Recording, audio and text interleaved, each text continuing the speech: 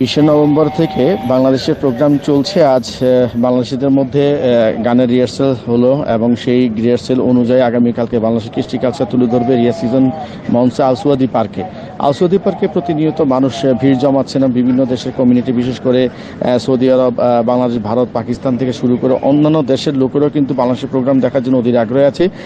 বিশেষ করে আমাদের দেশের জেমস এবং পড়শি, তারপরে হাবিব ওয়াহিদ, তারপর তামিম ইকবাল, পাশাপাশি আমাদের রিয়াদের স্থানীয় যে বাউল শিল্পী রয়েছে, বাউল শিল্পী মালিক দেওয়ান থেকে শুরু করে যারা এখানে গান করে থাকেন, রিয়াদ বাংলাদেশ থিয়েটারের যে সাংস্কৃতিক টিম রয়েছে, প্রবাস বাংলা ব্যান্ড রয়েছে, তারাও কিন্তু সেখানে আসছেন এবং অংশগ্রহণ করবেন বলে তারা জানিয়েছেন। একইভাবে বাংলাদেশি যারা রয়েছেন বিনা টিকিটে এবং কোনো ধরনের মূল্য না দিয়ে বিনা টিকিটে বিনা পয়সায় কিন্তু রিয়া সিজন মঞ্চে তারা আসতে পারবে গান দেখার জন্য। প্রত্যেকের পরিবার প্রতিদিন বিকাল 4টা থেকে রাত 12টা পর্যন্ত এই আয়োজন চলবে।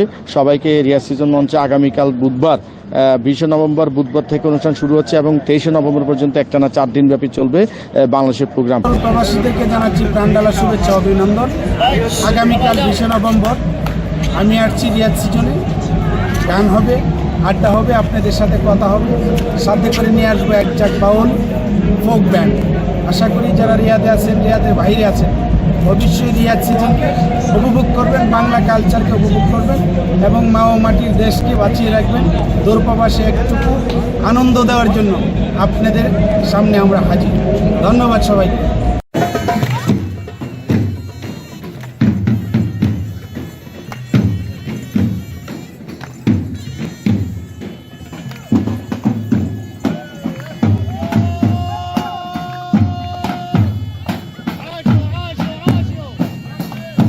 মোহাম্মদ জাহাঙ্গীর আলম হৃদয়, সৌদি আরব, রাজধানী রিয়াদ, আলসুয়াদি পার্ক থেকে, ইভেন্ট 24।